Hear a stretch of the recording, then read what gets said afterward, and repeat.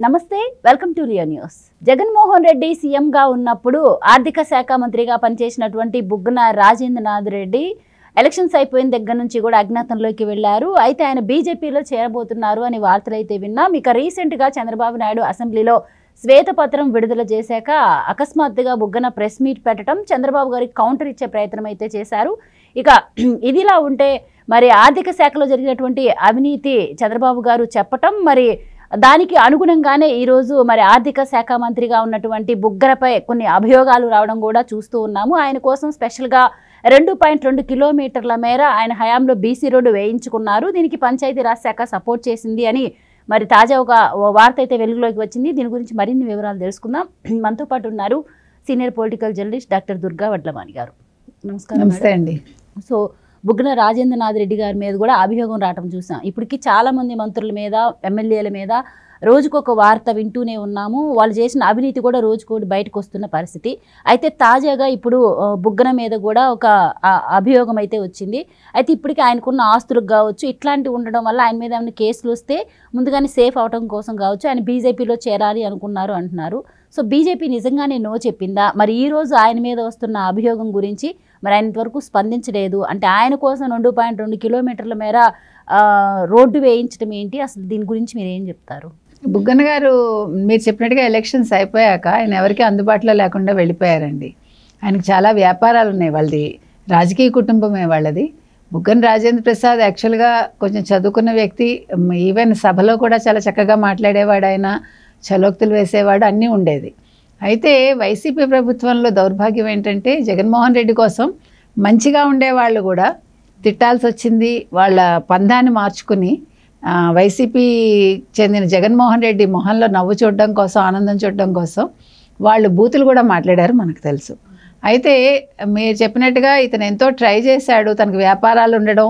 ఇప్పుడు మీరు తీసుకుంటే కనుక అయితే ఏ శాఖలోనైనా ఎవరు ఎంత అవినీతి చేశారు అనేది మనకి అంతుపట్టదని మనం డే 1 నుంచి చెప్తున్నామండి. అందులో భాగంగా ఇవాళ బుగ్గన మీద కూడా మనం ఇది వింటున్నాం. కాబట్టి అతను ఎంత ట్రై చేసినా బీజేపీ వాళ్ళు నో చెప్పారని తెలుస్తోంది. ఇంకా తప్పనిసరి పరిస్థితుల్లో మొన్న ఆర్థిక శాఖ మీద ఎప్పుడైతే చంద్రబాబు నాయుడు గారు శ్వేతపత్రం రిలీజ్ చేశారో ఇతను హడావిడిగా హైదరాబాద్ వచ్చి ప్రెస్ క్లబ్లో ఒక ప్రెస్ మీట్ పెట్టేశాడు. ఆయన పెట్టి చంద్రబాబు నాయుడు గారు శ్వేతపత్రం 30 పేజీలు ఇచ్చారు. అయితే 30 పేజీల మీద ఆయన వివరణ ఇస్తూ దానికి ఏదైనా పరిష్కారం చెప్తారనుకున్నాను, అవేం చెప్పలేదు, చేతులు ఎత్తేస్తారని ఆయన కమెంట్ చేశాడు. అయితే ఇవాళ లేటెస్ట్గా మనకు వచ్చిన ఇన్ఫర్మేషన్ ఏంటంటే బేతంచెర్లలో ఆయనకు ఇల్లు ఉంది, బుగ్గన ఇల్లు. సో ఆయన ఇంటికి వెళ్ళటానికి మామూలుగా గతంలో 2-3 సందులు దాటి వెళ్లాల్సి వచ్చేదట. ఇటుపక్క ఆయన ఇంటికి ఇటుపక్క వచ్చి మెయిన్ రోడ్డు దగ్గరగా ఈ పోలీస్ శాఖకు సంబంధించిన భూమి ఉంది. ఆ భూమిలో వాళ్ళకి ఇదివరకు క్వార్టర్స్ ఉండేవన్నమాట. ఆ క్వార్టర్స్ అంతా నేలమట్టం చేసేశారు.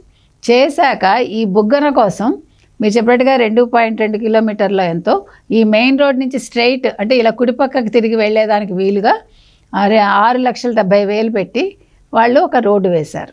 అంతటితో ఆగకుండా పొలాల్లోకి బీటీ రోడ్డు 2 కోట్ల చిల్లర పెట్టి ఒక బీటీ రోడ్డు వేశారట. అదేంటి పొలాల్లోకి ఈ రోడ్డు ఏంటని ప్రజలు ఆశ్చర్యపోతున్నారు.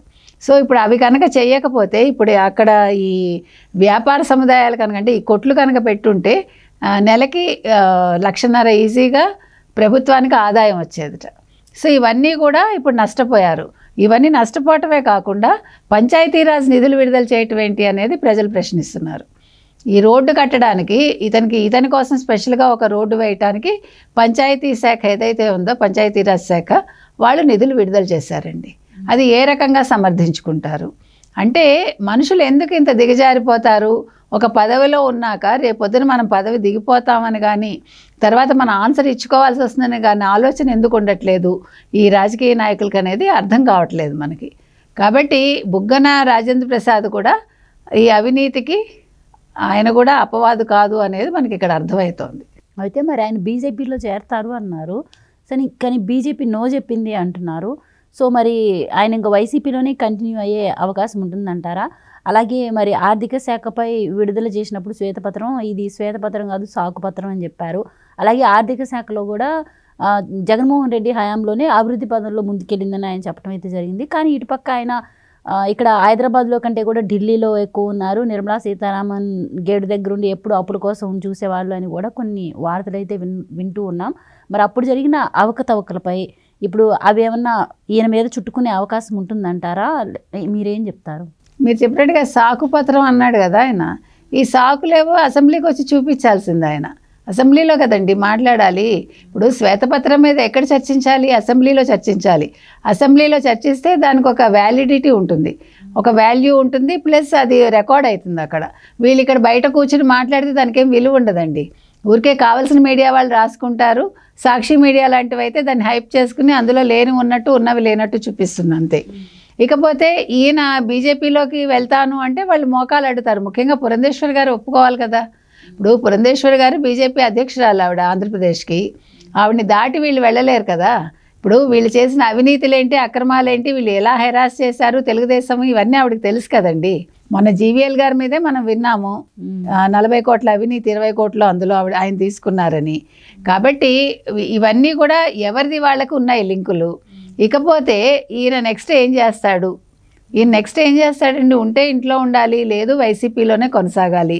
అంతకు మించి వేరే ఆప్షన్ ఆయనకైతే లేదు. ఇక ఏ రకంగా చూసుకున్నా కూడా బుగ్గన రాజేంద్ర ప్రసాద్ గారికి రాజకీయంగా అవకాశాలు అయితే తక్కువ ఉన్నాయి. వైసీపీలో కొనసాగితే మీరు చెప్పినట్టు ఇప్పుడు జరిగిన అవకతవకలకి ఆయన ఆన్సర్ ఇచ్చుకొని తీరాలి. వైసీపీలోంచి వెళ్ళిపోయినా ఇచ్చుకొని తీరాలి. అరెస్ట్ చేయాల్సి వస్తే ఎవరినైనా అరెస్ట్ చేస్తారు కదా.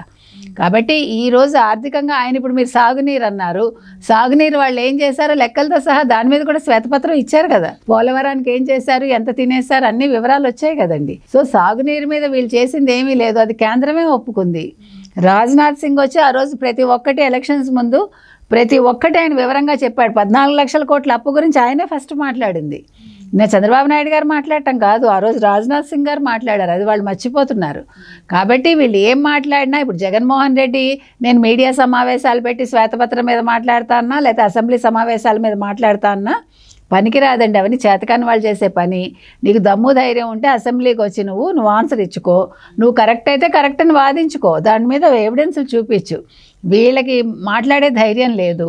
ఇప్పుడు ఈ మంత్రులు కూడా ఏం చేస్తారండి, ఇప్పుడు చేతకాక నోరు మూసి కూర్చోవాలంతే. లేదు ఇలా బయట మీటింగ్స్ పెడుతున్నారు తప్ప. ఇప్పుడు ఆయన రాకపోతే వీళ్ళు శాసనసభకు రావడానికి ఏమైందండి? జగన్మోహన్ రెడ్డి రాకపోతే వీళ్ళెవరు వెళ్ళరా? తెలుగుదేశం వాళ్ళు వెళ్ళలేదా చంద్రబాబు నాయుడు గారు వెళ్ళకపోతే? కాబట్టి నువ్వు నీ బాధ్యతను సక్రమంగా నిర్వర్తించాలి. నిన్ను ప్రజలు నమ్మి ఎమ్మెల్యేని చేశారు. నీ నియోజకవర్గ సమస్యలు నువ్వు అక్కడ వెళ్ళి మాట్లాడాలి. నువ్వు మాట్లాడలేదంటే మీరు అందరు రిజైన్ చేసేసి మీరు వెయిట్ చేయండి, 5 ఏళ్ళు వెయిట్ చేసి అప్పుడు మళ్ళీ ఎలక్షన్స్లో నిలబడండి. ఈలోగా ఏమొచ్చినా ఎదుర్కోండి అంతే. Right madam, thank you.